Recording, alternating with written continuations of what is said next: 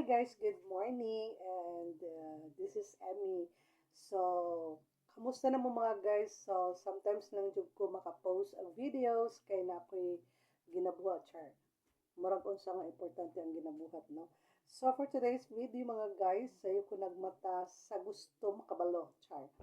So, akong giinit ang akong sweet potato last na ako ibuhat is yesterday. So, na ako'y kanang kaunon karon no lami gini siya no, so ganahan lang ko mukaon ka tinuod lang no usahay ang um, mukaon kog rice bugat jud kayo akong tiyan. So I lost mga pila to ka kilos. So from 75 kilos nahimo ng 68 kilos no. So kailangan pagid nako nga magbawas ko, so I do walking, I do an exercise nga magsingot ko pero dili pa jud kay siya mogawas no. So I do cleaning the house kana kung unsay ako makita nga ganahan ko mo organize man akong ginabuhat diri sa balay.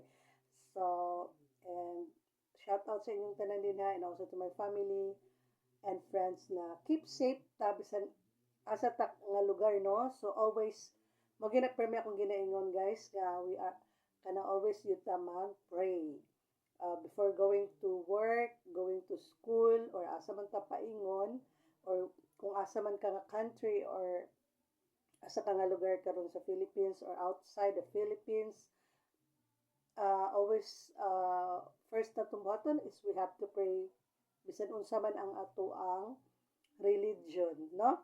So mo gina akong ginaingon before pa sa ko ang katong sige pa ko og kanang himo og videos nga always ko ga rosary, although dili man ko perfect nga tao pero I do a rosary. Ganahan ko nga maka-rosary ko, maka-meditate ko in the morning, and dami kayo ang imong tibuok adlaw. And then I always say to God na Lord, i-guide ko today and mahuman ako akong tanan task. Mao na akong ginaingon no. So dili ko perfect nga tao, and ga-share lang ko sa inyo kung unsay ako ang ginabuhat no. So for now mag coffee ko, and then after that mga 3:30 or 3:33 nakamata na ko, so inanagid ako ting mata. So akong buhaton in the morning mo lagi na meditate, and after that naagyo ko'y tapad na kamote, and sorry, ako dugay na nako nagipalit guys. So usay dili lang nako madala-dala kung usakay ko plane kay basin i-confiscate, pero dili man gyud pud siguro kay di man gyud kini siya ingon nga hait no. Pero kanang dili ko kahimutang basta wala akong water bottle, wala akong kutsara, tinidor, kay kanang mag-duty ko sa una sa hospital or sa home care diri sa Cagayan de Oro. Naay time nga magbalon man jud may, pero naman jud uban na employers na free me og meal, pero gabring gud me og own nga utensils kay prevention man pud na no. So much better kay na may time nga kanang busy kaayo, wala pa yung mga utensils nga syempre kanang basta dili na for to make it short, Girl Scout na lang jud ka no. So after ko mag coffee, naghimo ko coffee karon, and init pa man siya, di po kay ko ganan nga kon. So ang akong mug or mugki in Finnish is Merry Christmas lang gihapon no. So thankful kaayo pud ko nga nag-joint na ang Finland and ang DMW kay nagpana sila joint declaration intent mama siguro na ang sa atong i-sure kay makalimot pud ta no. And then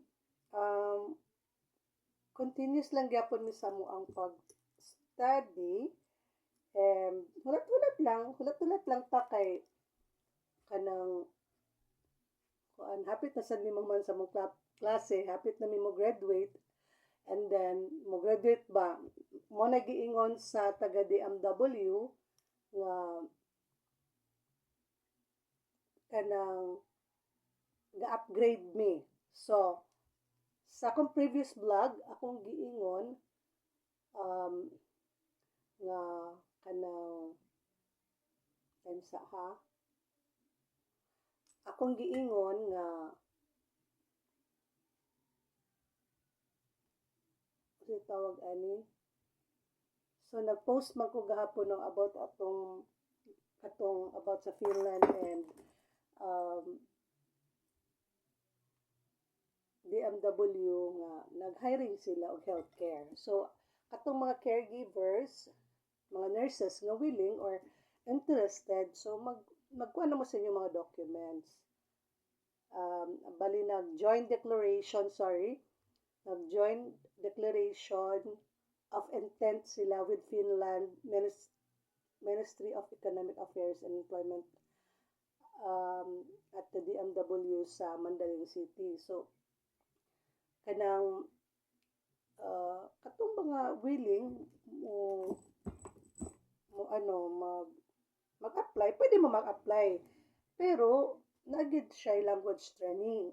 So napami sa muang klase nami online class napod mi lagi gina-answer sa book. So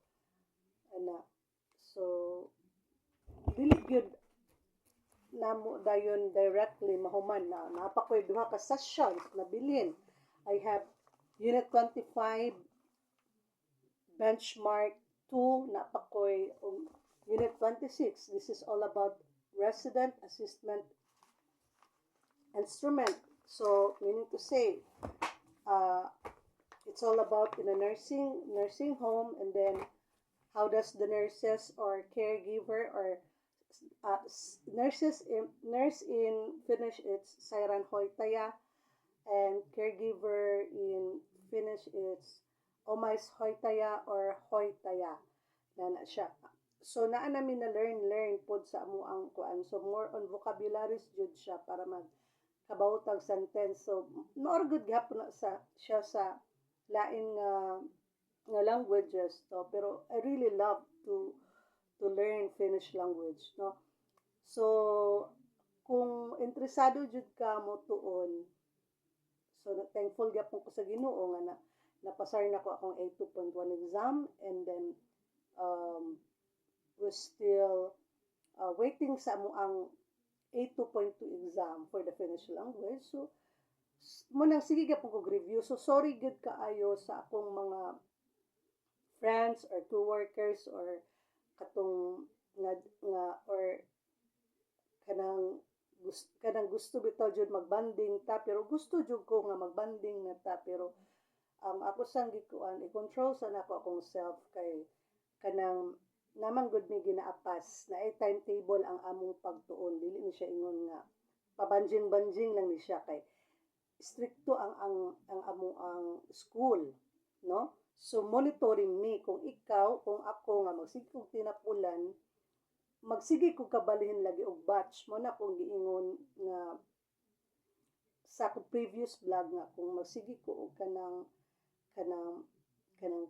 kabagsak sa akong mga sessions with Finnish teacher online, although 30 minutes siya pero kailangan jud nimo siya pasaron. So naari na nimo estudyante kung tapulan ka na good luck, pag sige jud ko og redo mo na giingon nga sige mi og kanang retake sa mo ang online class. So it's ang amo agyong subject is sagol gid siya na siya about sa nursing, nursing ethics katong giingon. So daghan pa kaayo na siya, need jud na mo siya i-translate. So mo na siya giingon ako, padayon lang nako, and then we'll just wait, and then dili sa ko magsaba or kung basta we're on process sa amo ang application, and then dili biya jud basta nga mo-abroad ka may kag uy abi mo ana din ang uban nga ay abi na kog na naka sa abroad, dili sayon ang mag-apply. Kay kung gusto jud kag dinalian nga kanang kuan, kung gusto ka magdali, dali ra sad kay ka dali ra sad kay ka musuko or baka dili ka prepare, pero much better nga prepare ta sa kumbaga mura tag mga sundalo nga kailangan natay bala. Kay this one is a long term job man ni siya. So kung para sa ako ang edad karon, I'm 42 years old unya gusto na ko gusto ko long term nga job nga although na mga benefits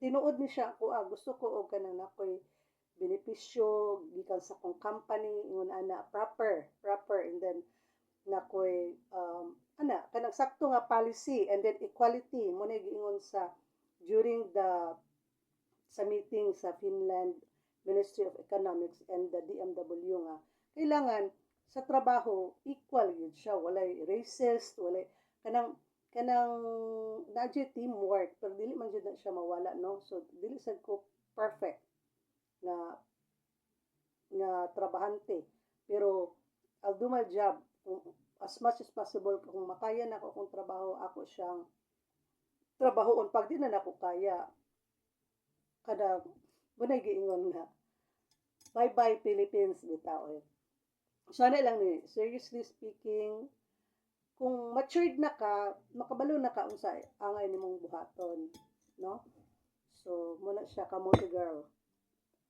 And then ganahan jud ko mo learn and kay tas na kayo among training. And dili siya usahay mo muundang na ko sa kaadlaw, duha ka adlaw mo break sa ako kay dili gid madala kay maka-drain gid siya sa brain.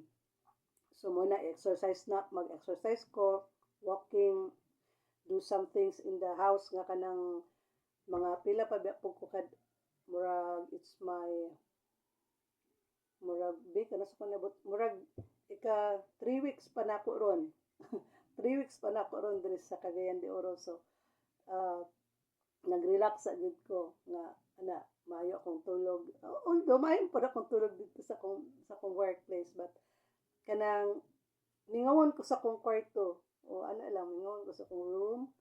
And then mara to guys, mga klase-klase na akong gipang yaw-yaw, no?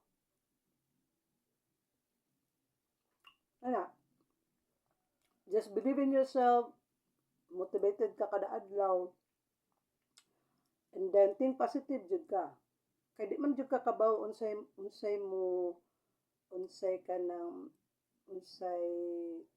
today, wala ka kabalo unsay mahitabo today. So you have to think positive, be ready lang jud ka permi. So mura gina siya guys, no? So after ani guys, dara ang ako pa ni siyang i-review kani siya mga vocabulary. And then wala ko nagpahit ng hinambo guys, no? Nag-share ko sa inyo kung kinsa tong mga caregivers or nurses basta until 45 years old sa kung i-apply ng agency, pwede pa mo ipang-ano lang ninyo yung documents, ipang-prepare ninyo yung certificate of employment sa inyong employers. So ang gipangayo magud karon sa employers is 2 years above na experience. Hindi sila wala experience. So ako gyapong gipag-aralan ng mga kani humanan ako aning ana mahoydan 1. And nanami karon sa ang mahoydan 2, nagyapon ko yung mga vocabularies ani nga need na ko og dinhi about sa nursing sa bato unit 10. So na mga vocabulary ani nga mga nursing verbs and also katong mga pictures nga nursing home equipment. So kanina sa mga pictures amo na siyang i-sentence nga ana lugar misa mungon lugar ko misa berin paini misa rolatory on kani lugar rolatory. This is rolatory is kanang walker. Mana lugar ko sa kong kauban misa rolatory on. Asa nabutang ang walker nga na. So kailangan mo kabalo jud mo himong sentence no. So maura to guys, and ang pag-translate man gud ani guys dili man gud pwede nga kanang magbula-bula lang bitaw ni og kanang magbula-bula ra mi og basa ani sa Finnish. Akong gina-translate guys. O naga-translate mi og English kay inig pangutana sa teacher nga kay naara day diring answer na experience na nako. So dili sayon gyud ang mag-eskwela og Finnish language, pero gilove gyud nako siya. Tan-awa hapit gyud ko mahuman, maybe probably mga February pon kaluyon sa Ginoo. Mahuman na gyud ko sa klase, mamas mo na giingon nga nagmasteral nami sa mo ang Finnish language kay ang giingon gyud sa mong teacher, and gingnan pud mi sa mo ang sa Silk Road nga we have among humanon amo ang klase. Oh. So thankful kaayo mi. So ganan ko nga moadto ko og Finland pohon kalian sa Ginoo, kabaw na ko mo storya di kay magngangan lang ka didto, di ba? So ingon ana na siya guys no. So thank you so much for watching my video. Hinaot na amoy ma-learn, and you can ask questions sila bina sa nag-hiring po sila IT, construction, chef, sa pato ilang gi ano pabinawa lang to ninyo ang kuan sa GMA ang news kay dili man jud ingon nga concrete kanang complete ang ako ang gi-share din sa video no. So thank you so much once again, and see you on the next video. Moy moy, kitos palyon sa pag-watch sa akong video. Bye.